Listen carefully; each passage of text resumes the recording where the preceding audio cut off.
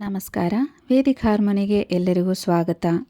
ಇವತ್ತು ನಾನು ಹೇಳ್ತಿರೋಂಥ ಪರಿಹಾರ ಬಂದು, ನಿಮಗೆ ಜಾಬ್ ರಿಲೇಟೆಡ್ ಇಶ್ಯೂಸ್ ಇದ್ದರೆ, ಅಂದರೆ ನೀವು ವೆಲ್ ಕ್ವಾಲಿಫೈಡ್ ಆಗಿದ್ದರೂ ಕೂಡ ನಿಮಗೆ ಜಾಬ್ ಸಿಗ್ತಾ ಇಲ್ಲ ಅಂದರೆ ನೀವು ಒಂದು ಗೌರ್ಮೆಂಟ್ ಜಾಬ್ಗೆ ಟ್ರೈ ಮಾಡ್ತಿದ್ದೀರಾ, ಇಲ್ಲ ನೀವು ಆಲ್ರೆಡಿ ಜಾಬ್ ಇದ್ದರೂ ಒಂದು ಪ್ರಮೋಷನ್ಗೆ ನೀವು ವೆಯ್ಟ್ ಮಾಡ್ತಿದ್ದೀರಾ, ಇಲ್ಲ ನೀವು ಹೈಯರ್ ಪೊಸಿಷನ್ಗೆ ವೆಯ್ಟ್ ಮಾಡ್ತಿದ್ದೀರಾ, ಅಂದರೆ ಇಲ್ಲ ಬಿಸ್ನೆಸ್ ಮಾಡೋರಾದರೆ ಅದರಲ್ಲಿ ಏಳಿಗೆ ಆಗಲಿ ಅನ್ನೋವಂಥ ಒಂದು ಉದ್ದೇಶಕ್ಕೋಸ್ಕರ ಈ ಒಂದು ಸಣ್ಣ ಪರಿಹಾರ ನಾನು ಹೇಳ್ತಾ ಇರೋದು.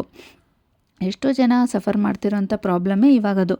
ಎಷ್ಟು ಓದಿದ್ರೂ ಜಾಬ್ ಸಿಗ್ತಾ ಇಲ್ಲ, ಎಷ್ಟು ಹೈಯರ್ ಎಜುಕೇಷನ್ ನಾವು ಮಾಡ್ತಿರೋ ಅಷ್ಟೇ ಜಾಬಿಗೆ ಪ್ರಾಬ್ಲಮ್ ಆಗೋದು. ಎಷ್ಟೊಂದು ಕಡೆ ಜಾಬಿಗೆ ಹೋದಾಗ ಹೇಳ್ತಾರೆ ನೀವು ವೆಲ್ ಕ್ವಾಲಿಫೈಡ್ ಆಗಿದ್ದೀರಾ ಅಂತ, ರಿಜೆಕ್ಟ್ ಮಾಡುವಂಥ ಚಾನ್ಸಸ್ ಕೂಡ ಎಷ್ಟೊಂದು ಕಡೆ ನಡೀತಾ ಇದೆ. ಇನ್ನೊಂದು ಗೌರ್ಮೆಂಟ್ ಜಾಬಿಗೆ ಟ್ರೈ ಮಾಡ್ತಿದ್ರೆ ಎಲ್ಲೋ ಒಂದು ಕಡೆ ಮೋಸ ಆಗುವಂಥ ಚಾನ್ಸಸ್ ಕೂಡ ಎಷ್ಟೋ ಜನಕ್ಕೆ ಆಗ್ತಿದೆ. ಅವರು ಆ ಲೆವೆಲ್ಗೆ ತಕ್ಕಂಗೆ ಆ ಜಾಬ್ ಅವ್ರಿಗೆ ಸಿಗದೆ ಹೋಗೋದು, ಈ ರೀತಿಯೆಲ್ಲ ಆಗುವಂಥ ಪರಿಸ್ಥಿತಿ ಆಗ್ತಾ ಇರುತ್ತೆ.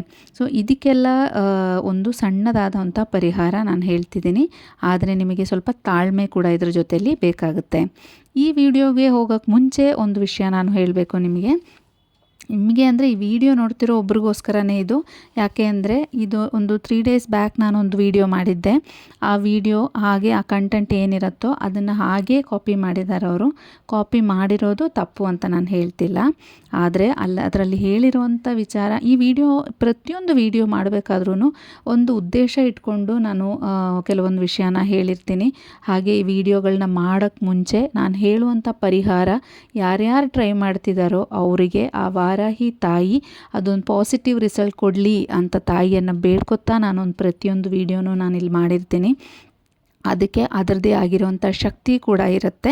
ಹಾಗೆ ನಾನು 100% ಅದನ್ನು ನಂಬಿದ್ದೀನಿ. ಹಾಗೆ ನಾನೊಂದು ಪರಿಹಾರ ಹೇಳಬೇಕಾದ್ರೆ ಅದರಲ್ಲಿ ನಾನು ಎಷ್ಟು ಐಟಮ್ ಯೂಸ್ ಮಾಡಬೇಕು, ಏನು ಇದನ್ನೆಲ್ಲ ಕ್ಲಿಯರಾಗಿ ನಾನು ಅದರಲ್ಲಿ ಹೇಳಿರ್ತೀನಿ. ಆದರೆ ಆ ವಿಡಿಯೋ ಮಾಡಬೇಕಾದ್ರೆ ಅವರು ಅದರಲ್ಲಿ ಎಲ್ಲನೂ ಹಂಗೆ ಕಾಪಿ ಮಾಡಿ ಕೆಲವೊಂದು ಐಟಮ್ನ ಹೆಚ್ಚು ಕಮ್ಮಿ ಮಾಡಿ ಹಾಕಿದ್ದಾರೆ ಗೊತ್ತಾಗಬಾರ್ದು ಅಂತ. ಆ ರೀತಿ ಮಾಡಿದಾಗ ಏನಾಗುತ್ತೆ, ಎಷ್ಟೋ ಜನ ನೋವಿನಿಂದ ಈ ವಿಡಿಯೋ ನೋಡ್ತಾರೆ. ಅವ್ರ ಕಷ್ಟದಲ್ಲಿ ಏನಾದರೂ ಒಂದು ಪರಿಹಾರ ಸಿಗುತ್ತೆ ಅನ್ನೋ ಒಂದು ಉದ್ದೇಶದಿಂದ ಈ ವಿಡಿಯೋನ ನೋಡ್ತಿರ್ತಾರೆ. ಆ ಒಂದು ಸಂದರ್ಭದಲ್ಲಿ ನೀವು ತಪ್ಪು ಮಾಹಿತಿಗಳನ್ನು ಕೊಟ್ಟಾಗ ಏನಾಗುತ್ತೆ, ಪಾಪ ಅವ್ರಿಗೆ ಗೊತ್ತಿಲ್ಲದೆ ಆ ರೀತಿ ಎಲ್ಲ ಟ್ರೈ ಮಾಡ್ತಾರೆ. ಅದಕ್ಕೆ ಅದು ಅಂದ್ಕೊಂಡಂಥ ಫಲ ಸಿಗದೆ ಇದ್ದಾಗ ಇನ್ನೂ ಅವ್ರನ್ನ ನೀವು ನಿರಾಶೆಗೆ ತಳ್ತೀರ, ಇನ್ನು ನೋವಿಗೆ ತಳ್ಳದಂಥ ಒಂದು ಪರಿಸ್ಥಿತಿ. ದಯವಿಟ್ಟು ಆ ರೀತಿ ಮಾಡಬೇಡಿ ತಾಯಿ. ನೀವು ಏನಾದರೂ ಆ ಥರ ಕಂಟೆಂಟ್ ಮಾಡಬೇಕು ಅಂದರೆ ನಿಮ್ದು ಎಷ್ಟೋ ಎಲ್ಲ ವೀಡಿಯೋನೂ ನಾನು ಚೆಕ್ ಮಾಡಿದೆ, ಆದರೆ ನಿಮ್ಮದು ಆ್ಯಕ್ಚುಲಿ ನಿಮ್ಮ ಚಾನಲ್ನ ಉದ್ದೇಶನೇ ನನಗೆ ಅರ್ಥ ಆಗಿಲ್ಲ. ಯಾಕೆಂದರೆ ನೀವು ಅದರಲ್ಲಿ ಟ್ರಿಪ್ಪಿಗೆ ಹೋಗುವಂಥ ವಿಡಿಯೋ ಹಾಕಿದ್ದೀರಾ, ಮಾಂಸಾಹಾರ ಮಾಡುವಂಥ ವಿಡಿಯೋ ಹಾಕಿದ್ದೀರಾ, ಹಾಗೆ ಈ ರೀತಿ ಪರಿಹಾರಗಳನ್ನು ಕೂಡ ನೀವು ಮಿಕ್ಸ್ ಮಾಡಿ ಹಾಕಿದ್ದೀರಾ. ಹಾಗಾಗಿ ನಿಮ್ಮ ಚಾನಲ್ನ ಉದ್ದೇಶ ನನಗೆ ಅರ್ಥ ಆಗಲಿಲ್ಲ. ಆದರೆ ಆ ಚಾನಲಲ್ಲಿ ನೀವು ಇದನ್ನು ಹಾಕಿದಾಗ ಏನಾಗುತ್ತೆ, ಒಂದು ರೀತಿ ಎಲ್ಲೋ ಒಂದು ನೆಗೆಟಿವ್ ಪಾಯಿಂಟ್ ನನಗಲ್ಲಿ ಕಾಣಿಸ್ತು.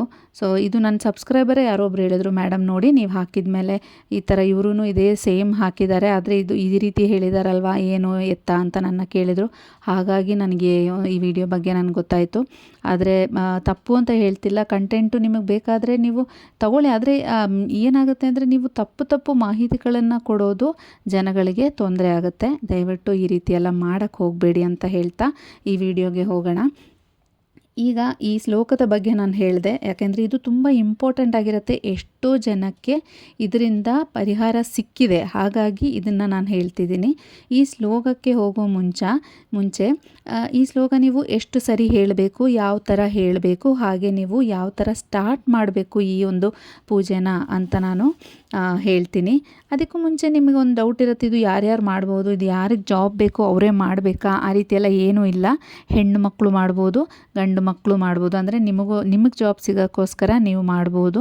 ಇಲ್ಲ ಅಂದಾಗ ನೀವು ನಿಮ್ಮ ತಾಯಿ ನಿಮಗೋಸ್ಕರ ನೀವು ಮಾಡ್ಕೋಬೋದು. ಅಂದರೆ ತಾಯಿ ಮಕ್ಕಳಿಗೋಸ್ಕರ ಮಾಡ್ಬೋದು, ಇಲ್ಲ ತಂದೆ ತನ್ನ ಮಕ್ಕಳಿಗೋಸ್ಕರ ಮಾಡ್ಬೋದು, ಹೆಂಡತಿ ಗಂಡನಿಗೋಸ್ಕರ ಮಾಡ್ಬೋದು, ಇಲ್ಲ ಗಂಡ ಹೆಂಡತಿಗೋಸ್ಕರನೂ ಮಾಡ್ಬೋದು. ಯಾರಿಗೋಸ್ಕರ ಬೇಕಿದ್ರೂ ಮಾಡ್ಬೋದು. ನಿಮ್ಮ ಉದ್ದೇಶ ಕ್ಲಿಯರಾಗಿರಬೇಕು, ಒಳ್ಳೆಯದಾಗಿರಬೇಕು, ಅವ್ರಿಗೆ ಸಿಗಲಿ ಅಂತ ನೀವು ಮನಸಾರೆ ಅಂದ್ಕೊಂಡು ಇದನ್ನು ನೀವು ಮಾಡಬೇಕಾಗುತ್ತೆ. ಇನ್ನು ಈಗ ನಾನು ಹೇಳಿದ ತಕ್ಷಣ ನೀವು ನಾಳೆನೇ ಸ್ಟಾರ್ಟ್ ಮಾಡಿದ ತಕ್ಷಣ ನನಗೆ ಇನ್ನೆರಡು ದಿನದಲ್ಲಿ ಫಲ ಸಿಗುತ್ತೆ ಅನ್ನೋದಲ್ಲ. ಇಲ್ಲಿ ತಾಳ್ಮೆಯಿಂದ ಮಾಡಬೇಕಾಗುತ್ತೆ. ನೀವು ಇದನ್ನು ಇಷ್ಟು ದಿನ ತಾಳ್ಮೆಯಿಂದ ಕಾದಿದ್ದೀರಾ ಅಂದರೆ ಇನ್ನೂ ಸ್ವಲ್ಪ ದಿನ ತಾಳ್ಮೆಯಿಂದ ಕಾದರೆ ಪರ್ಮನೆಂಟ್ ರಿಸಲ್ಟ್ ನಿಮಗೆ ಸಿಗುತ್ತೆ.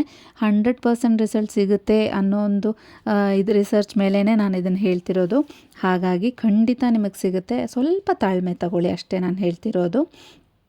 ಇನ್ನು ಈ ಶ್ಲೋಕ ನೀವು ಎಷ್ಟು ಸರಿ ಹೇಳಬೇಕು ಅಂದರೆ 108 ಸರಿ ಹೇಳಬೇಕಾಗತ್ತೆ.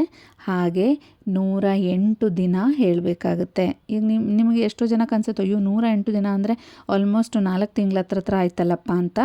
ಆದರೆ 108 ದಿನ ಅಂತ ನಾನು ಹೇಳಿದ್ದೀನಿ ಅಂದರೆ 108 ದಿನ ಆದಮೇಲೆ ಸಿಗುತ್ತೆ ಅಂತ ನಾನು ಹೇಳ್ತಿಲ್ಲ. ಅದರೊಳಗಡೆನೇ ನಿಮಗೆ ಕೆಲಸ ಸಿಗ್ಬೋದು. ಇಲ್ಲ ಅದರೊಳಗಡೆನೇ ನಿಮಗೆ ಈಗ ಗೌರ್ಮೆಂಟ್ ಕೆಲಸ ಒಂದು ಲೆಟರ್ ಬರೋದಾಗಲಿ, ನಿಮ್ಮ ಜಾಯ್ನಿಂಗ್ ಡೇಟ್ ಆಮೇಲೆ ಇರ್ಬೋದು, ಒಂದು ಲೆಟರ್ ಬರೋದಾಗಲಿ, ಇಲ್ಲ ನಿಮಗೊಂದು ಕಾಲ್ ಬರೋದಾಗಲಿ, ಒಂದು ಕೆಲಸದ್ದು ಯಾವುದಾದ್ರೂ ಒಂದು ಪಾಸಿಟಿವ್ ರಿಸಲ್ಟ್ ಇದರೊಳಗಡೆ ಬರ್ಬೋದು ನಿಮಗೆ. ಹಾಗಾಗಿ 108 ದಿನ ನೀವು ಇದನ್ನು ಹೇಳಬೇಕಾಗತ್ತೆ.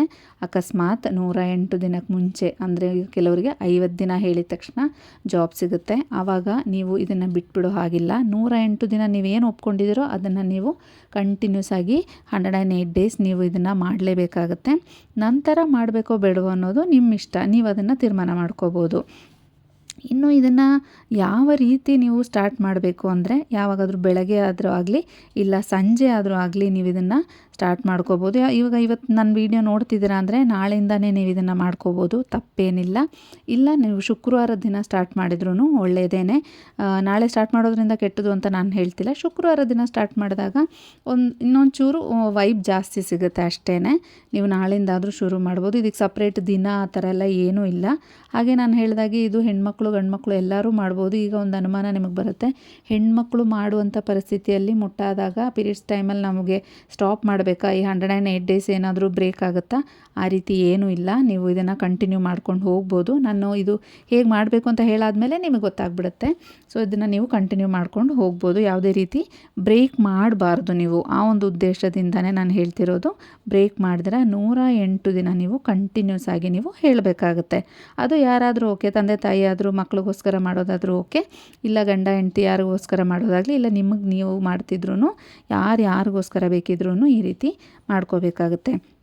ಇನ್ನು ಶುರು ಮಾಡುವಂಥ ಫಸ್ಟು ದಿನ ನೀವು ಒಂದು ಸಣ್ಣ ಪೂಜೆ ಮಾಡಬೇಕಾಗತ್ತೆ. ನೀವು ಮನೆಯಲ್ಲಿ ಮಾಮೂಲಿ ಮಾಡೋ ಥರನೇ ಸಣ್ಣದಾಗಿ ಒಂದು ಪೂಜೆ. ಏನಿದು ನೀವು ಮಾಡಬೇಕಾಗಿರೋದು ಅಂತ ಹೇಳೋದಾದರೆ, ಒಂದು ತಟ್ಟೆಯಲ್ಲಿ ಎಲೆ, ಅಡಿಕೆ ಹಾಗೆ ಒಂದು 5 ರೂಪಾಯಿ ಕಾಯಿನನ್ನು ಇಟ್ಟು ಅದ್ರ ಮೇಲೆ 2 ಬಾಳೆಹಣ್ಣನ್ನು ಇಟ್ಟು ಒಂದು ತಟ್ಟೆ ರೆಡಿ ಮಾಡ್ಕೋಬೇಕು. ನಂತರ ಇನ್ನೊಂದೆರಡು ಬಾಳೆಹಣ್ಣು ಸಪ್ರೇಟಾಗಿ ಪೂಜಾ ರೂಮಲ್ಲಿ ಇಡಬೇಕಾಗುತ್ತೆ ಒಂದು ತಟ್ಟೆಯಲ್ಲಿ. ನಂತರ ನೀವು ಪೂಜೆ ಶುರು ಮಾಡೋಕ್ಕೆ ಮುಂಚೆ ಮೊದಲನೇ ಕೆಲಸ ನೀವು ಮಾಡಬೇಕಾಗಿರೋದು, ದೀಪ ಹಚ್ಚಿದ ನಂತರ ವಿಘ್ನೇಶ್ವರನಿಗೆ ಪೂಜೆ ಮಾಡೋದು. ವಿಘ್ನೇಶ್ವರಿಗೆ ಏನಕ್ಕೆ ನಾವು ಪೂಜೆ ಮಾಡ್ತೀವಿ? ಗಣಪತಿ ವಿಘ್ನ ಅಲ್ಲ ಬರದೇ ಇರಲಿ, 108 ದಿನ ನಾವೊಂದು ಪೂಜೆ ಮಾಡೋಕ್ಕೆ ಹೋಗ್ತಿದ್ದೀವಿ, ಒಂದು ಮಂತ್ರ ಹೇಳಕ್ಕೆ ಹೋಗ್ತಿದ್ದೀವಿ. ಹಾಗಾಗಿ ಯಾವುದೇ ಕಾರಣದಿಂದಾನು ಇದು ಬ್ರೇಕ್ ಆಗದೇ ಇರಲಿ, ನಾನು ಇದನ್ನು ಮುಗಿಸೋಷ್ಟರಲ್ಲಿ ನನಗೆ ನಾನು ಅಂದ್ಕೊಂಡಿದ್ದು ನೆರವೇರಲಿ ಅನ್ನೋ ಒಂದು ಉದ್ದೇಶ ಮನಸ್ಸಲ್ಲಿಟ್ಕೊಂಡು ನಾವು ಗಣಪತಿಯಲ್ಲಿ ಮನಸಾರೆ ಅಂದ್ಕೊಂಡು ಪೂಜೆ ಮಾಡಿ, ಈ 2 ಬಾಳೆಹಣ್ಣು ಏನು ಸಪ್ರೇಟ್ ಎತ್ತಿಟ್ಟಿರ್ತೀರಲ್ವ ಅದನ್ನು ಗಣಪತಿ ಮುಂದೆ ಇಟ್ಟು ನೀವು ಪೂಜೆ ಮಾಡಿ ಕೈ ಮುಗಿದ ನಂತರ ನೀವು ಇದನ್ನು ಶುರು ಮಾಡಬೇಕಾಗುತ್ತೆ. ಫಸ್ಟು ವಿಘ್ನ ಬರದೇ ಇರಲಿ ಅಂತ ನಾವು ದೇವ್ರನ್ನ ಬೇಡ್ಕೊತಾ ಇರೋದು. ನಂತರ ನೀವು ಈ ಇನ್ನೊಂದು ತಟ್ಟೆಯಲ್ಲಿ ನೀವು ಎಲೆ, ಅಡಿಕೆ, 5 ರೂಪಾಯಿ ಕಾಯಿನ್, ಬಾಳೆಹಣ್ಣು ಇಟ್ಟಿರ್ತೀರಲ್ವ, ಆ ತಟ್ಟೆಯನ್ನು ನೀವು ಕೈಯಲ್ಲಿಟ್ಕೊಂಡು ನಿಮ್ಮ ಮನೆ ದೇವರಿಗೆ ಬೇಡ್ಕೋಬೇಕಾಗುತ್ತೆ. ಯಾವ ಮನೆ ದೇವರು ನಿಮ್ಮದು ಅನ್ನೋದನ್ನು ತಿಳ್ಕೊಂಡು ನಂತರ ಮನೆ ದೇವರಿಗೆ ನಾವು ಫಸ್ಟ್ ಏನೇ ಮಾಡಬೇಕಾದ್ರೂ ನಾವು ಮನೆ ದೇವರಿಗೆ ತಿಳಿಸಿನೇ ನಾವು ಮುಂದೆ ಹೋಗಬೇಕಾಗುತ್ತೆ. ಹಾಗಾಗಿ ನಿಮ್ಮ ಮನೆ ದೇವ್ರನ್ನ ನೀವು ಬೇಡ್ಕೋಬೇಕಾಗುತ್ತೆ. ಯಾವ ರೀತಿ ಅಂದರೆ ಇದೇ ಥರನೇ ನಿಮಗೆ ಯಾವುದೇ ಕಷ್ಟ ಬರದೇ ಇರಲಿ, ನೀವೇನು ಅಂದ್ಕೊಂಡಿದ್ದೀರಾ ಅದು ಹಾಗೆ ನೆರವೇರಲಿ. ಈಗ ಮಕ್ಳಿಗೋಸ್ಕರ ಆಗಲಿ, ಇಲ್ಲ ನನಗೋಸ್ಕರ ನಾನು ಬೇಡ್ಕೊತಿದ್ದೀನಿ ಅನ್ನೋದಾದರೆ ಅದು ನಾನು ಈ ಥರ ಗೌರ್ಮೆಂಟ್ ಜಾಬ್ ಬೇಕು ಅಂತ ಟ್ರೈ ಮಾಡ್ತಿದ್ದೀನಿ, ಇಲ್ಲ ಯಾವುದೋ ಒಂದು ಕಂಪನಿ ನಮ್ಮ ಮೈಂಡಲ್ಲಿರುತ್ತೆ, ಆ ಕಂಪನಿಯಲ್ಲಿ ಇಂಥ ಪೊಸಿಷನ್ ಬೇಕು ಅಂತ ಟ್ರೈ ಮಾಡ್ತಿದ್ದೀನಿ, ಅದು ನನಗೆ ಸಿಗಲಿ, ಒಳ್ಳೆ ರೀತಿಯಲ್ಲಿ ನನಗೆ ಸಿಗಲಿ, ಅದು ಪರ್ಮನೆಂಟಾಗಿ ನಾನು ಅಲ್ಲಿ ವರ್ಕ್ ಮಾಡೋ ಹಾಗಾಗಲಿ, ನಾನು ಅಂದ್ಕೊಂಡಿದ್ದೆಲ್ಲ ನೆರವೇರಲಿ ಅಂತ ನಾವು ಮನೆ ದೇವ್ರಿಗೆ ಬೇಡಿಕೊಂಡು ನಂತರ ಇದನ್ನು ಸ್ಟಾರ್ಟ್ ಮಾಡಬೇಕಾಗುತ್ತೆ. ಹಾಗೆ ಸ್ಟಾರ್ಟ್ ಮಾಡೋಕ್ಕೆ ಮುಂಚೆ ನೀವು ಈಗ ನಿಮಗೋಸ್ಕರ ನೀವು ಮಾಡ್ತಿದ್ರೆ ನಿಮ್ಮ ಹೆಸರು, ನಿಮ್ಮ ನಕ್ಷತ್ರ, ರಾಶಿ ಏನಿದೆಯೋ ಅದನ್ನು ನೀವು ಹೇಳಿಕೊಂಡು ನೀವು ನನಗೋಸ್ಕರ ನಾನು ಈ ರೀತಿ ಮಾಡ್ತಿದ್ದೀನಿ, ತಂದೆ ಅಂದ್ಕೊಂಡಿದ್ದನ್ನು ನೆರವೇರಿಸ್ಕೊಡು ಅಂತ ದೇವ್ರ ಮನೇಲಿ ಕೂತ್ಕೊಂಡು ನೀವು ಬೇಡ್ಕೋಬೇಕಾಗುತ್ತೆ. ದೇವ್ರ ಮನೆ ಇಲ್ಲಾಂದರೆ ನೀವು ಎಲ್ಲಿ ಪೂಜೆ ಮಾಡ್ತಿರೋ, ಇಲ್ಲ ಒಂದು ದೀಪ ಇದ್ದರೆ ಆ ದೀಪದ ಮುಂದೆ ನೀವು ಹೇಳ್ಕೋಬೇಕಾಗುತ್ತೆ. ಇಲ್ಲ ತಾಯಿ ಮಕ್ಕಳಿಗೋಸ್ಕರ ಮಾಡೋದಾದರೆ ನಿಮ್ಮ ಮಗನೋ ಮಗಳು ಅವರ ಹೆಸರು ಹೇಳಿ ಈ ರೀತಿ, ಈಗ ಐಶ್ವರ್ಯ ಅನ್ನೋ ಹೆಸರಿದ್ದರೆ ಐಶ್ವರ್ಯ, ಈಗ ಯಾವುದೋ ಒಂದು ರಾಶಿ, ಅದು ನಕ್ಷತ್ರ ಏನು ಇದನ್ನು ಹೇಳಿ ನಾನು ನನ್ನ ಮಗಳಿಗೋಸ್ಕರ, ನನ್ನ ಮಗಳಾದ ಐಶ್ವರ್ಯನಿಗೋಸ್ಕರ ಈ ರೀತಿ ನಾನು ಒಂದು ಶ್ಲೋಕ ಹೇಳ್ತಿದ್ದೀನಿ, ಒಂದು ವ್ರತ ಮಾಡ್ತಿದ್ದೀನಿ. ಅದನ್ನು ಅವಳು ಅಂದ್ಕೊಂಡ ಹಂಗೆ ಸಿಗಲಿ, ಇಲ್ಲ ಯಾವುದಾದ್ರೂ ಜಾಬ್ ಬಗ್ಗೆ ನಿಮಗೆ ಗೊತ್ತಿದ್ದರೆ ಅದು ಅಲ್ಲೇ ಸಿಗೋ ಹಾಗಾಗಲಿ ಅಂತ ನೀವು ಬೇಡ್ಕೊತಾ ನೀವು ನೆಕ್ಸ್ಟು ನಾನು ಹೇಳುವಂಥ ಶ್ಲೋಕನ ಹೇಳಬೇಕಾಗತ್ತೆ. ಇದು ನೀವು ಬೆಳಗ್ಗೆ ಹೇಳೋದಾದರೆ ಒಂದು 10 ಗಂಟೆ ಒಳಗಡೆ ಮುಗಿಸೋಂಗೆ ಟ್ರೈ ಮಾಡಿ.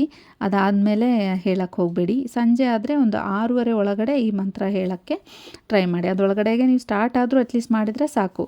ಈಗ 6:20ಗೆಲ್ಲ ಸ್ಟಾರ್ಟ್ ಮಾಡಿದರೆ ಅದೊಂದು ಮುಗಿಯೋಕ್ಕೆ ಒಂದು ಸ್ವಲ್ಪ ಟೈಮ್ ತಗೊಳುತ್ತಲ್ಲ, ಹಾಗಾದರೆ ಪರವಾಗಿಲ್ಲ. ಆದರೆ 6:30ಗೆ ಮುಂಚೆ ನೀವು ಇದನ್ನು ಹೇಳೋಕ್ಕೆ ಸ್ಟಾರ್ಟ್ ಮಾಡ್ಕೋಬೇಕಾಗತ್ತೆ. ಇನ್ನು ಇದು ಈ ಪೂಜೆ ಏನಿರುತ್ತೋ ಇದು ಬರೀ ಮೊದಲನೇ ದಿನ ನೀವು ಶುರು ಮಾಡಬೇಕಾದಾಗ ಮಾತ್ರ ನೀವು ಮಾಡ್ಕೋಬೇಕಾಗತ್ತೆ. ಪ್ರತಿದಿನ ಮಾಡುವಂಥ ಅವಶ್ಯಕತೆ ಇಲ್ಲ. ಫಸ್ಟ್ ಡೇ ನೀವು ಯಾವತ್ತು ಇದನ್ನು ಅಂದ್ಕೊಂಡು ನೀವು ಸ್ಟಾರ್ಟ್ ಮಾಡ್ತೀರಲ್ಲ, ಆ ಮೊದಲನೇ ದಿನ ಮಾತ್ರ ಈ ರೀತಿ ಎಲೆ ಅಡಿಕೆ ಇಟ್ಟು ದೇವರಿಗೆ ಬೇಡ್ಕೊಂಡು ನಕ್ಷತ್ರ ಹೆಸರು ಎಲ್ಲ ಹೇಳಿ ಮೊದಲನೇ ದಿನ ಮಾತ್ರ ನೀವು ಅದನ್ನು ಮಾಡಬೇಕಾಗಿರೋದು. 2ನೇ ದಿನದಿಂದ ದೇವ್ರ ಮುಂದೆ ಒಂದು ದೀಪ ಹಚ್ಚಿ ಆ ದೀಪದ ಮುಂದೆ ನೀವು ಈ ಶ್ಲೋಕ ಹೇಳಿ 108 ಬಾರಿ ಹೇಳಿ ಮುಗಿಸಿ ನೀವು ದೇವರಲ್ಲಿ ಮಾಮೂಲಿ ಬೇಡ್ಕೊಳ್ಳೋ ಹಾಗೆ ಬೇಡ್ಕೊಂಡು ನೀವು ಅಲ್ಲಿಂದ ಎದ್ದೊಳ್ಬೋದು. ಆ ರೀತಿ ಫಸ್ಟ್ ಡೇ ಮಾಡಿದ ಥರ ಎಲ್ಲ ದಿನಾನೂ ಮಾಡುವಂಥ ಅವಶ್ಯಕತೆ ಇಲ್ಲ. ಸೊ ಹೀಗಾಗಿ 108 ದಿನ ನೀವು ಇದನ್ನು ಕಂಟಿನ್ಯೂ ಮಾಡಬೇಕಾಗುತ್ತೆ. ಹಾಗೆ ನಾನು ಹೇಳಿದಾಗೆ ಮಧ್ಯದಲ್ಲಿ ನಿಮಗೆ ಕೆಲಸ ಆಯಿತು ಅನ್ನೋಂಥ ಒಂದು ಸಿಚುವೇಶನ್ ಬಂದಾಗ, ಆಯಿತು ನನ್ನ ಕೆಲಸ ಅಂದ್ಕೊಂಡಿದ್ದು ಆಯ್ತಲ್ಲ ಸಾಕು ಅಂತ ಬಿಡೋ ಹಾಗಿಲ್ಲ. ಯಾವುದೇ ಕಾರಣಕ್ಕೂ ಅದು 108 ದಿನ ನೀವು ಕಂಟಿನ್ಯೂ ಮಾಡಲೇಬೇಕಾಗುತ್ತೆ. ಓಕೆ, ಇನ್ನು ಶ್ಲೋಕ ಏನು ಅಂತ ನೋಡೋದಾದರೆ ಸ್ಕ್ರೀನ್ ಮೇಲೆ ಕೊಟ್ಟಿರ್ತೀನಿ, ಇಲ್ಲ ನಾನು ಡಿಸ್ಕ್ರಿಪ್ಷನಲ್ಲಿ ಕೊಟ್ಟಿರ್ತೀನಿ, ಅಲ್ಲಿ ನೀವು ನೋಡ್ಕೋಬೋದು. ನಾನು ಹೇಳ್ತೀನಿ ನೋಡಿ. ಓಂ ನಮೋ ಭಗವತಿ ಪದ್ಮಾವತಿ ಸರ್ವಜನಮೋಹಿನಿ ಸರ್ವಕಾರ್ಯವರದಾಯಿನಿ ಮಮ ವಿಕಟ ಸಂಕಟಹರಿಣಿ ಮಮ ಮನೋರಥಪೂರಿಣಿ ಮಮ ಶೋಕವಿನಾಶಿನಿ ಓಂ ನಮೋ ಪದ್ಮಾವತಿಯೇ ನಮಃ. ಇದು ಶ್ಲೋಕ ಈ ರೀತಿ ಇದೆ. ಇದನ್ನು ನೀವು ಒಂದು ಬುಕ್ಕಲ್ಲಿ ಬರೆದಿಟ್ಕೊಂಡು 108 ಬಾರಿ ಪ್ರತಿದಿನ ಜಪಿಸಬೇಕಾಗತ್ತೆ. ಸೊ ನೀವು ಅಂದ್ಕೊಂಡಿದ್ದು ಏನಿದೆಯೋ ಅದು ಹಾಗೇ ಆಗುತ್ತೆ. ಗೌರ್ಮೆಂಟ್ ಜಾಬ್ ಇರ್ಬೋದು, ಪ್ರಮೋಷನ್ ಆಗಿರ್ಬೋದು, ಇಲ್ಲ ಎಲ್ಲಾದರೂ ಒಂದು ಕಂಪ್ನಿಯಲ್ಲಿ ನೀವು ಅಂದ್ಕೊಂಡಿದ್ದ ಕಂಪ್ನಿಯಲ್ಲೇ ಜಾಬ್ ಬೇಕು ಅಂತ ಹಠ ಹಿಡಿದು ಕೂತ್ಕೊಂಡಿದ್ರೂ ಕೂಡ ನೀವು ಈ ರೀತಿ ಮಾಡೋದ್ರಿಂದ ನೀವು ಅಂದ್ಕೊಂಡಿದ್ದು ಖಂಡಿತ ನೆರವೇರುತ್ತೆ.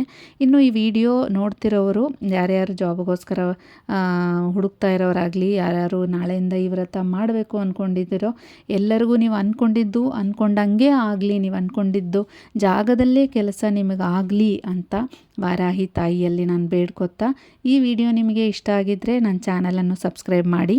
ಹಾಗೆ ಮುಂದಿನ ವಿಡಿಯೋದಲ್ಲಿ ಸಿಗೋವರೆಗೂ ನಮಸ್ಕಾರ.